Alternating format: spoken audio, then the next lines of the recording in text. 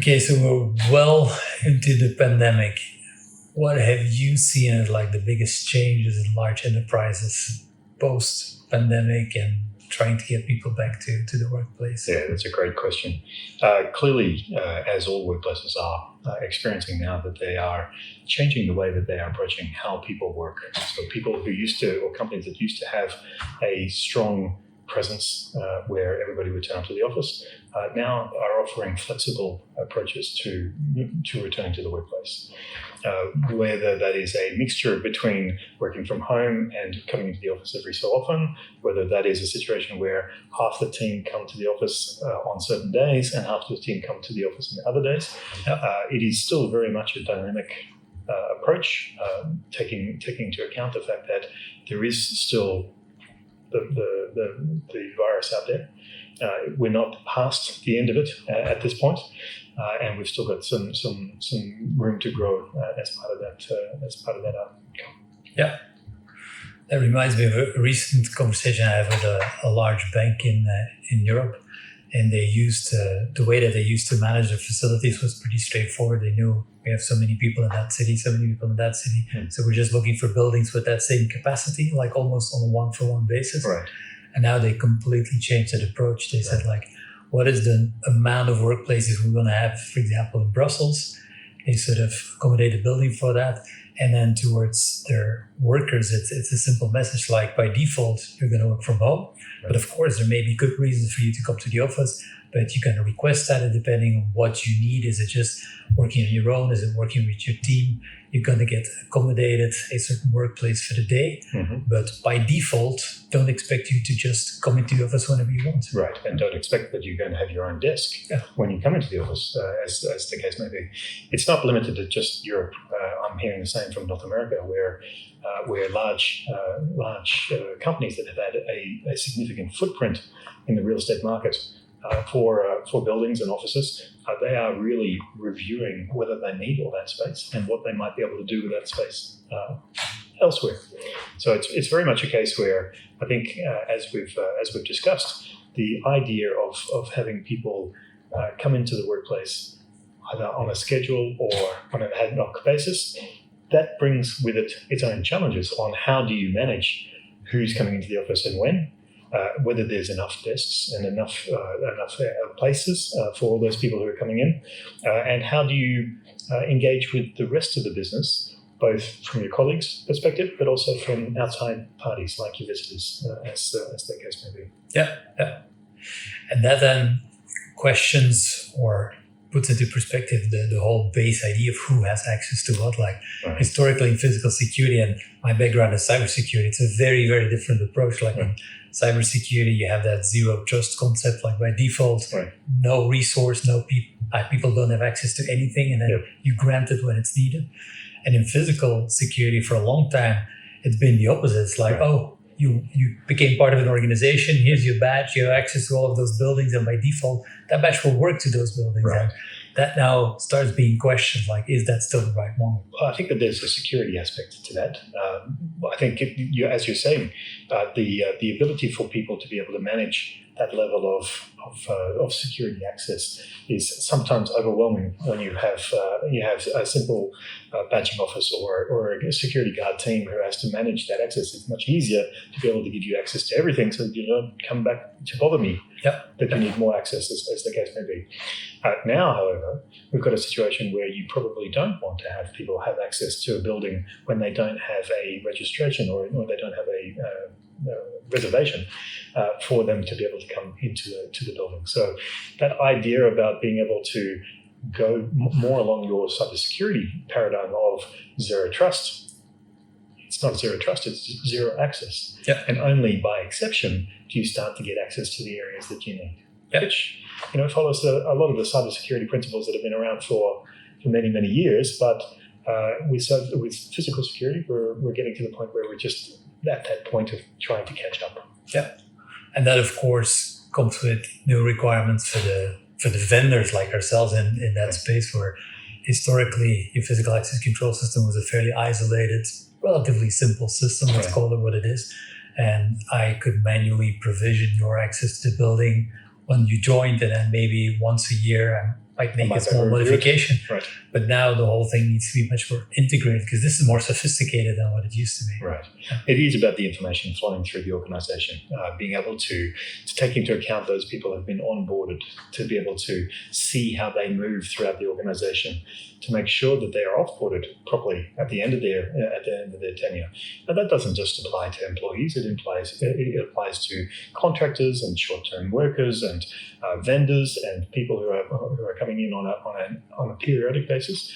But they don't necessarily need to have permanent access all the time. So, Bart, when a business is starting to think about how they come out of the current pandemic situation, where the workforce has been largely working from home, what have you heard, and what do you talk to people about in terms of their plans to come back to the workplace? Yeah, what they want to do is quite drastically different from what they used to do. Like in the past, it was we have our building. In all of cases, they own the facilities. They divide it up in individual workplaces, meeting rooms, but it's used in a very traditional way. You come in and you grab your workplace, and that's it. What a lot of those organizations now start to do is almost try to do what like WeWork put in place years ago. It's like the workplace becomes a more sophisticated environment. We foresee different types of work you could be doing. And it's no longer that you just walk in, like you request to come in. And then depending on what the activity that you're after, do I want to work in a very concentrated way, isolated? Do I want to brainstorm with 4 or 5 colleagues? Is it a larger status meeting with 20, 25 people? Depending on that activity, they try to create the right working environment, but then also all of the tools around it, like how do you request that? How do you make sure that you're badged down so it grants you access to whatever that place in the building is where you can do that? So it becomes more sophisticated, and it's almost a service center to the organization. Right. So I've heard lots of stories about people reassessing, or companies reassessing their real estate footprint. They've often had lots of buildings around a city, around a state, or around a country where they have to accommodate their people. Now, with the move to have people with a more flexible lifestyle, there is countless stories out there about people who are finding an optimized and productive way of being able to get on with their workday without having to do the commute into the office and back. But suffice to say, it goes without saying that there are benefits in having teams work closely together, even if it's a sporadic once a week or once every couple of weeks type situation. What sort of challenges do you feel that a building owner must take into account when they are trying to rationalise the footprint of how much space they're taking up in a building? But how do they become more flexible about being able to accommodate the different scenarios that you described? Yeah, I think the 2 main challenges I see is, one, the groups that manage all of this is understanding the business better, because this is now all about understanding what is our workforce doing, what do they need in terms of equipment, etc. That's one piece. And the other piece is, call it an IT integration challenge. A lot of systems historically were isolated, like your badge was managed by the physical access control system. That's a separate space. Maybe someone in IT bought a system to manage the meeting room. That was a separate space. But all of these things now need to come together and talk to each other. And that becomes an interesting challenge for the physical security related teams. And I would dare say that there's an opportunity to put some investment in to be able to get that integration amongst the systems. And the return from that should be quite significant. As part of that is if you can rationalize how much space you do use. And I think it gives them, to your point, if you have that insight and if you optimize it, your return on investment on all of this is going to become very obvious, something that a lot of physical security teams struggled with in the past. Is the return on investment on all of this? Yes or no? Taking into account the situation where we have scenarios where visitors may be still part of a normal course of events. I think as people are still working in an environment where they've got to meet, people are social by nature, and so the idea of not just picking up the phone or being on the end of a teleconferencing capability or a Zoom call or a WebEx call or like that is still going to return in the future. Have you heard any stories about how people are taking on the challenge of thinking about how they want to manage their visitors, and what sort of things are they looking to accommodate? Yep. Well, first of all, definitely they do want to bring visitors back, because if there's one thing that the pandemic has proven, is that people want that social interaction. Right. You don't always need it, but there's clearly good occasions. You definitely know when you don't have it. Indeed. Right. So they do want to bring them back, but they do feel the obligation much more than in the past. They feel the obligation to then welcome that visitor in a safe and a secure environment. So that becomes very important, safe, secure, but at the same time also make it a pleasant and a convenient sort of experience. And that's where I think a lot of new technologies will come into play. Like, gone are the days that you arrive at a desk and write down your name and your license plate and all of that, which is a relatively boring and not very friendly experience. Some would say archaic, yeah, in this day and age. Indeed. So I think there's much nicer technologies now to welcome that visitor based on a pre-registration. You've captured the information you want, and then as they arrive, make that a very smooth experience. Welcome, gives you a credential, and then even if you want to impose a number of security and safety measures, you can do that in almost a hidden or a very sort of pleasant way to the visitor. I'll give an example. Like, a lot of organizations will still say, like, I want to make sure the visitor always stays with the host, or I want to know where the visitor goes. I don't want them to go in places where they're not supposed to go. All of those things can now be done with technology in a way that is very subtle, and the visitor doesn't feel like harassed or monitored all the time, but you can still do that and still have a great experience. Okay, that's interesting. So, Bart, how does one really rise to the challenge of being able to make sure that their premises are safe, make sure that they don't exceed the occupancy load of their business, especially if some businesses are operating at a 50% or a 75% threshold in terms of the approach. How does one coordinate who will be able to turn up when, and where do they turn up, and do they sit at the same desk every single time, or do they have to sit in different desks depending on what's going on? What's the answer there? Well, I think technology is a big part of the answer, but it's a combination of things.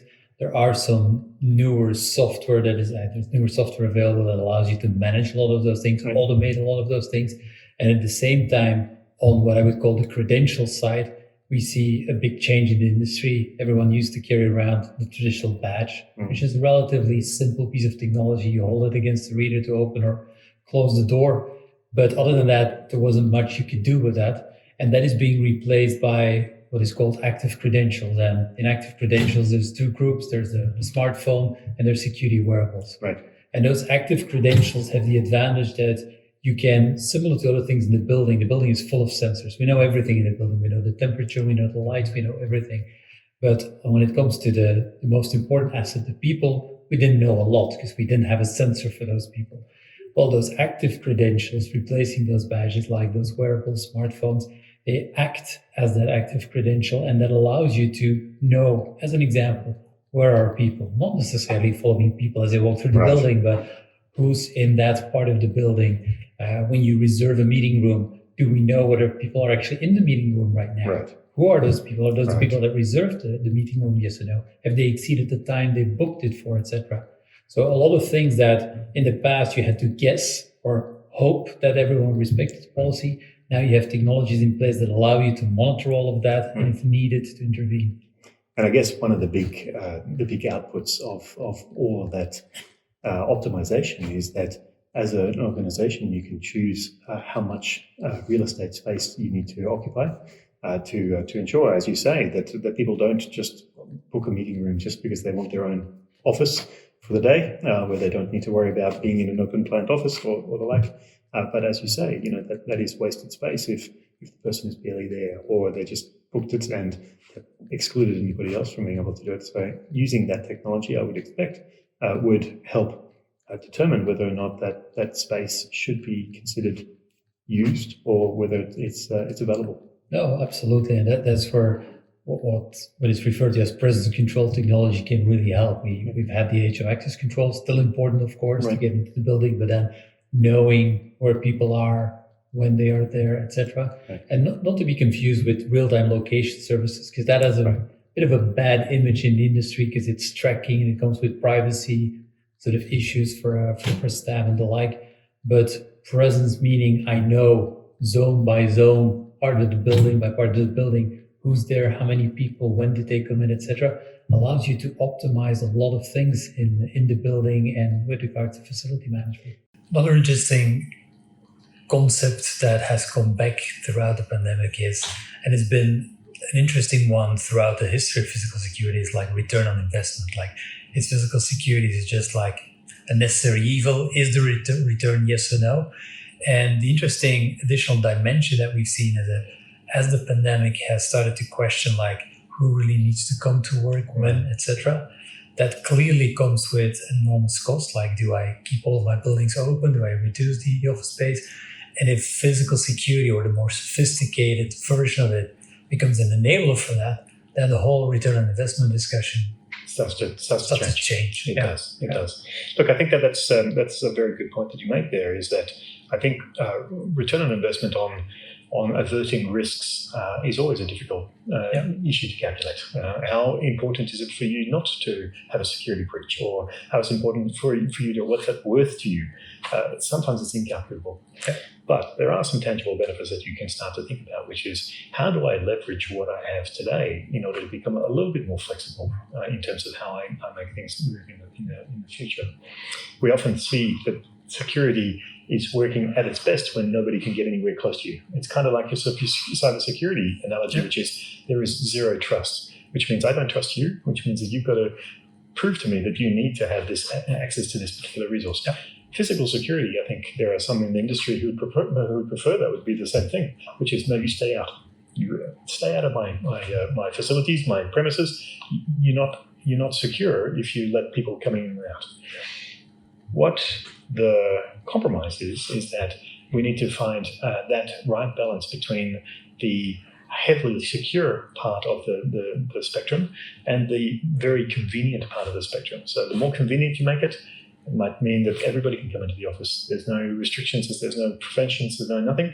On the other side, when you've got the heavily secure side of the equation, you might find a situation where nobody can come to the office, and it's highly inconvenient for people to turn up. They might have to wait for 15 minutes while they get vetted as part of the whole process. There needs to be a way for systems to work in place in concert with each other, where that convenience factor is not compromised, but the security part is not compromised either, both from a health and safety perspective and from a physical security perspective as well. Yeah, I think that sort of historical like trade-off between highly secure, very convenient is a great topic. And what we see is that some of the newer technology that have come up to the market, and RightCrowd is involved in things like security wearables and the like, they start to enable things that start to combine both. Like, it's no longer necessarily a trade-off. You can have something that is very user-friendly, convenient. I have a wearable, I just walk into the building, I don't have to do anything, but I still can enforce all of my safety security measures. Right. Something that in the past was very hard to do. Like, if my badge wouldn't work, I would be frustrated and I would have to make a call. I would not know why I couldn't get in.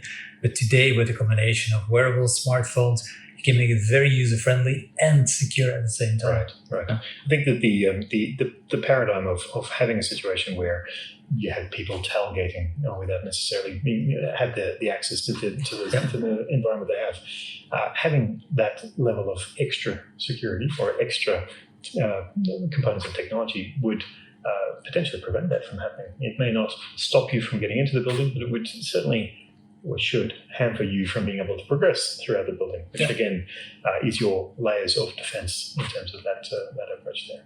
And I guess one of the other things, as we've spoken about a little bit, is the idea about using technology to complement each other. So imagine a situation where you've got your access control system coexisting quite nicely with your presence control system, coexisting with your health monitoring system, systems that monitor for CO2 particles, and that way you can get a feel for how much airflow there might be in a system. As you say, the buildings are becoming more intelligent, and they're starting to become a little bit more self-aware in terms of being able to increase the level of airflow or not as part of that process. So it's about really leveraging the technology that's available and some of the new technologies that's coming through to be able to really optimize the space being used by the employees and the contractors, being able to make sure that all your visitors are being successfully managed as part of a visitor management program where they're consistently applied a set of processes that need to be followed, some of which may be health related, some of which may be security related, some of which may be facilities management related. And the idea is that those three concepts are wrapped up in the one process. And I think in an adjacent space that can bring a lot of value to this discussion is companies have invested in smart buildings and a lot of sensors, and we know a lot of it, etc.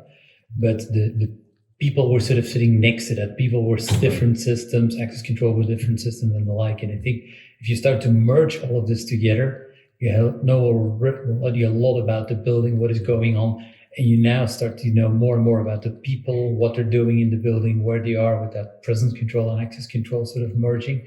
If you then bring all of that together, that becomes a really smart working environment rather than just a smart building or access control system. And that smart working environment allows you to find that right balance between people's productivity, their social engagement with their teams and their other colleagues, the ability to keep them safe and to keep them healthy, and to minimize the investment that you have in your real estate portfolio to ensure that you're using whatever space you have as optimized or optimally as you can. Yeah. And all of that, and that's, I think, fascinating for our industry today, is that is completely changing the role of the physical security manager. The physical security manager who in the past, they were responsible for that one little system, and I sort of manage the badges and who can access where. And this, if you look at the discussion we're having now, this becomes a much bigger thing. It's about supporting the organization, the business, the new way of working. So I think it's going to be a very interesting, challenge for everyone in the industry, especially on the end customer side. If you're in charge of physical security, your role is going to change and you have to grow with it. And that's the problem.